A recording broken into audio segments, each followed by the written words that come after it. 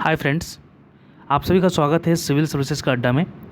हम लोग का जो टेस्ट सीरीज का सेशन चल रहा था, ठीक है, तो आज हम लोग एक नई टेस्ट सीरीज के साथ आपके सामने उपस्थित हैं। ठीक है, ये पॉलिटी सब्जेक्ट से है और जो टॉपिक है हम लोग का वो है हाई कोर्ट पार्ट सेकंड। ठीक है, भूल कर भी नहीं भूलने देंगे। ठीक है, इसी मोटो के साथ हम आप लोग के सामने उपस्थित हैं।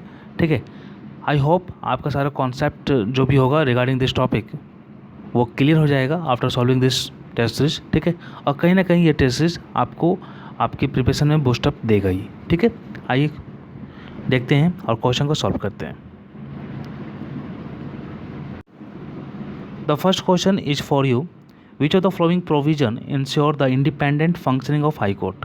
यानी ऐसे बहुत सारे प्रोविजंस मेंशन किए गए हैं, ठीक है, जो हाई कोर्ट के इंडिपेंडेंट फंक्शनिंग को इंश्योर करते हैं। यानी कहने का मतलब ये है कि हाई कोर्ट में का जो प्रोसीडिंग्स है, ठीक है, उनका जो फंक्शन है उसमें किसी प्रकार का एग्जीक्यूटिव का कोई भी इंटरफेरेंस नहीं हो। एग्जीक्यूटिव किसी प्रकार का हाई कोर्ट के पावर पर इंक्रोचमेंट नहीं कर सकती है, ठीक है, इंटरफेयर नहीं कर सकती है। तो ये सब इंश्योर करने के लिए बहुत सारे प्रोविजंस हैं, टोटल 10 प्रोविजंस हैं जो हाई कोर्ट के इंडिपेंडेंट फंक्शनिंग को इंश्योर करते हैं। आपको यहाँ पर से चूज करना है कि वो कौन कौन से प्रोविज़न है जो हाई कोर्ट के इंडिपेंडेंट फंक्शनिंग को इंश्योर करते हैं। The option is here for you, security of tenure, B mode of appointment, C freedom to appoint its staff, D separation from executive, and the E option that as per the BPSC paper level pattern, ठीक है, none और more than above. ठीक है, तो here the first option is security of tenure. यानी high court के जो जज होते हैं उनके पास सिक्योरिटी ऑफ टेन्योर रहता है, ठीक है, उनको यूं ही नहीं हटाया जा सकता है, ठीक है, accept in the case of misbehaviour and incapacity. ठीक है, वो भी इम्पीचमेंट के द्वारा हो सकता है और अभी तक ऐसा नहीं हो पाया किसी भी हाई कोर्ट के जज के साथ। ठीक है, तो सिक्योरिटी ऑफ टेन्योर जो है ये independent functioning of high court को श्योर करता है। ठीक है, तो ये ऑप्शन हमारा ए सही हो जाएगा ना। ऑप्शन बी क्या है, मोड ऑफ अपॉइंटमेंट।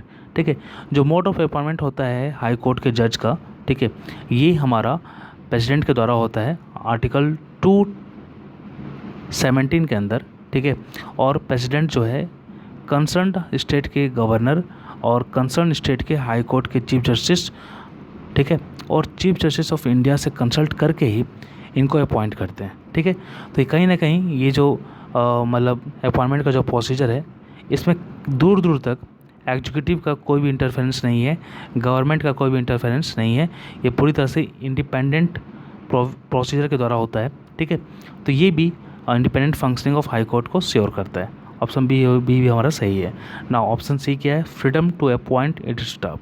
ठीक है, हाई कोर्ट के अंदर जो भी स्टाफ वगैरह होते हैं, रिक्वायरमेंट जो भी होते हैं, इनका जो अपॉइंटमेंट होता है ये chief justice of high court के द्वारा होता है। ठीक है, गवर्नमेंट के द्वारा यहाँ पर कोई भी रोल नहीं होता है, इसलिए ऑप्शन सी भी जो है ये हमारा independent functioning of high court sure करता है। ऑप्शन डी क्या है, सेपरेशन फ्रॉम एग्जीक्यूटिव।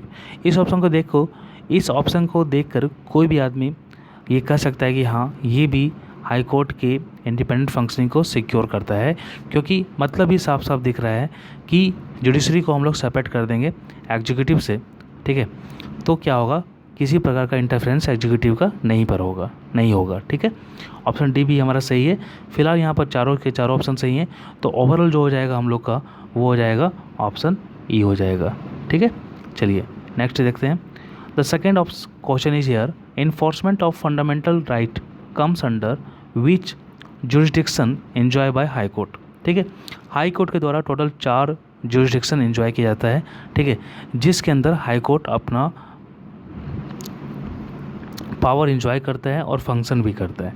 ठीक है, तो टोटल जो 4 जुरिस्डिक्शन है, ठीक है, वो हैं writ jurisdictions, original jurisdictions, appellate jurisdictions and supervisory jurisdictions. ठीक है, आपको यहाँ पर ये चूज करना है कि जो इन्फोर्समेंट ऑफ फंडामेंटल राइट होता है ये हाई कोर्ट के किस जुरिस्डिक्शन के अंदर आता है। ठीक है, तो फिलहाल हमारा जो यहाँ पर आंसर होगा वो होगा कि ये जो इन्फोर्समेंट ऑफ फंडामेंटल राइट है ये हमारा हाई कोर्ट के ओरिजिनल जुरिस्डिक्शन के अंदर आता है।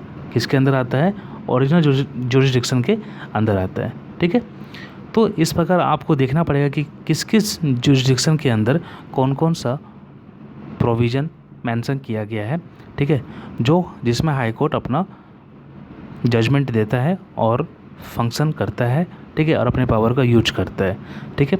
एग्जांपल के रूप में मैं आपको बता दूं कि अगर सपोज अगर डिस्ट्रिक्ट कोर्ट की बात करेंगे तो डिस्ट्रिक्ट कोर्ट में किस प्रकार रजिस्टर को मेंटेन करना है, किस प्रकार बुक कीपिंग करना है, किस प्रकार रिकॉर्ड को मेंटेन करके रखना है, किस प्रकार एंट्री वगैरह केस का लिखना है, ये सारा मेंशन जो होगा ये सुपरवाइजरी जुरिस्डिक्शन के अंदर आता है, ठीक है। तो फिलहाल यहाँ पर ऑप्शन बी हो जाएगा as per the requirement of the questions, ठीक है।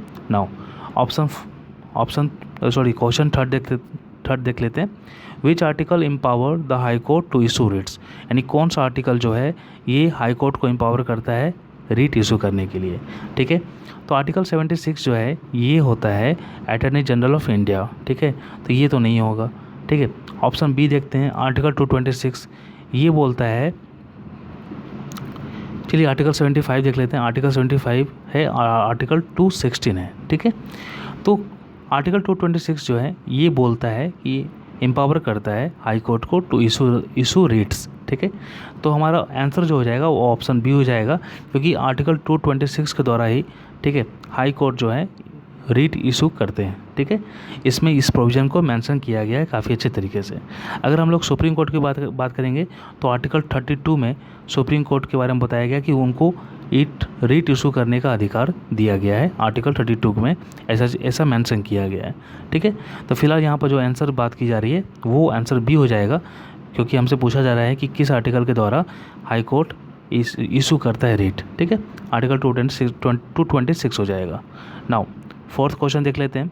इन which case the supreme Court rule that the writ jurisdiction can not excluded even by way if an constitutional amendment, यानी सिंपल बोल रहा है कि ये जो रीट जुरिडिक्शन का जो पावर है इसको नहीं हटाया जा सकता है, ठीक है। यहाँ तक कि कॉन्स्टिट्यूशनल अमेंडमेंट भी लगा दोगे तब भी ये जो रीट जुरिडिक्शन है ये नहीं हटेगा, ठीक है। This is the basic structure of the constitutions, ठीक है। तो ऐसा बोला गया था सुप्रीम कोर्ट के द्वारा। आपको बताना है कि ये जो गिवन ऑप्शन दिया गया है डिफरेंट केस का, इसमें से किस केस में ऐसा जजमेंट दिया गया था सुप्रीम कोर्ट के द्वारा, ठीक है। हमारा ऑप्शन क्या है, मिनर्वा मिल केस, ठीक है, 1980। आपको ईयर भी सारे केस का याद रखना पड़ेगा, ठीक है। यूपीपीसीएस में ईयर का मैचिंग आ सकता है। ऑप्शन बी है बेरुवारी यूनियन केस 1960। ऑप्शन सी है LIC of India case 1995 and D option है केशवानंदा भारती केस 1973 और ऑप्शन ई, ठीक है। तो फिलहाल यहाँ पर जो होगा, जो पूछा जा रहा है कि किस केस में सुप्रीम कोर्ट ने ये रूल किया था, जजमेंट दिया था कि जो रीट जुरिडिक्शन है इसको नहीं हटाया जा सकता है। This is the basic structure of the constitutions, ठीक है।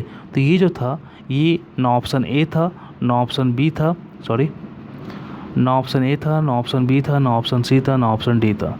ये जो था हमारा, ठीक है, चंद्र कुमार केस था, ठीक है। कब का, 1997 का, ठीक है। तो ये चीज़ आप लोग को याद रखना है कि 1997 में चंद्र कुमार केस था। इसी के द्वारा क्या बोलते हैं, सुप्रीम कोर्ट ने ऐसा रूल दिया था। इस प्रकार हमारा आंसर जो हो जाएगा वो हमारा ऑप्शन ई हो जाएगा, ठीक है, क्योंकि यहाँ पर none of the above answer सही है, ठीक है। चलिए फिफ्थ क्वेश्चन देख लेते हैं। The fifth question is here, which of the following statement are correct, ठीक है। यानी जो स्टेटमेंट दिए गए हैं हाई कोर्ट के रिगार्डिंग, इसमें से कौन कौन सा स्टेटमेंट सही है। फर्स्ट स्टेटमेंट क्या बोल रहा है, the phrase judicial review has been nowhere use in constitutions, यानी ये जो जुडिशल रिव्यू हम लोग यूज करते हैं कि हाई कोर्ट आर्टिकल 32 के द्वारा, ठीक है, और हाई कोर्ट आर्टिकल 226 के द्वारा और सुप्रीम कोर्ट आर्टिकल 32 के द्वारा जुडिशल रिव्यू करता है, ठीक है। और आर्टिकल 13 भी है, ठीक है, ऐसे और 2 आर्टिकल भी हैं, ठीक है। तो क्या ये जुडिशल रिव्यू जो फ्रेज है क्या कॉन्स्टिट्यूशन में कहीं लिखा गया है, जुडिशल रिव्यू टाइप का कहीं टाइप किया गया है कॉन्स्टिट्यूशन में, ऐसा बोला जा रहा है। तो ऑप्शन ए बोल रहा है कि नहीं, जुडिशल रिव्यू जो है कहीं भी कॉन्स्टिट्यूशन में मेंशन नहीं है, कहीं भी नहीं लिखा गया है, कहीं भी इसको यूज नहीं किया गया है। तो ये जो ऑप्शन है एब्सोल्युटली करेक्ट है, क्योंकि सच में जुडिशल रिव्यू टाइप का वर्ड कहीं भी यूज नहीं किया गया है कॉन्स्टिट्यूशन में। ठीक है, ऑप्शन बी देखते हैं। Article 231 provides for establishment of common high court. ठीक है, तो ये जो आर्टिकल 231 है ये पार्लियामेंट को ऑथराइज करता है for the establishment of common high court for 2 और मोर स्टेट्स और 2 और more states and union territories. ठीक है, तो ये स्टेटमेंट भी सही है, आर्टिकल 231 ही होगा। ऑप्शन सी क्या है? The writ jurisdiction of the high court is wider than supreme court. ठीक है, तो ये जो रीट जुरिडिक्शन जो है, ठीक है, ये हाई कोर्ट का ज़्यादा है सुप्रीम कोर्ट की तुलना में। क्यों? क्योंकि जो सुप्रीम कोर्ट है ये केवल इन्फोर्समेंट ऑफ फंडामेंटल राइट के लिए ही रीट इशू कर सकता है, लेकिन हाई कोर्ट जो है ये इन्फोर्समेंट ऑफ फंडामेंटल राइट के लिए तो रीट इशू करेगा ही, इसके अलावा अदर पर्पस के लिए भी रीट इशू कर सकता है। इस प्रकार देखा जाए तो जो रीट इशू पावर है ये हाई कोर्ट का ज़्यादा है as compare to the supreme court. So option C भी हमारे यहाँ पर करेक्ट है। ऑप्शन डी देखते हैं। Article 13 and article 226 explicitly confer the power of judicial review on high court. ठीक है, ये जो आर्टिकल 13 और 226 है ये हाई कोर्ट पर जुडिशल रिव्यू का पावर, ठीक है, मतलब प्रदान करते हैं। तो ये स्टेटमेंट भी सही है, चारों के चारों स्टेटमेंट सही है। इस प्रकार हमारा जो ऑप्शन हो जाएगा ओवरऑल वो ऑप्शन ई हो जाएगा। ठीक है, क्योंकि यहाँ पर जो है हमारा सभी के सभी option more than one option सही है। ठीक है, तो फ्रेंड्स ये हमारा सेशन था। ठीक है, कैसा लगा आप लोग को? और आप लोग कमेंट में मेंशन कीजिए, because your comments is very valuable for us. ठीक है, और कहीं ना कहीं बूस्टअप की तरह काम करता है हमारे लिए भी। तो आप सभी को थैंक्स। ठीक है, और सब्सक्राइब कर दीजिएगा चैनल अगर आप if you find it relevant for your preparations. ठीक है, then you can subscribe our channels.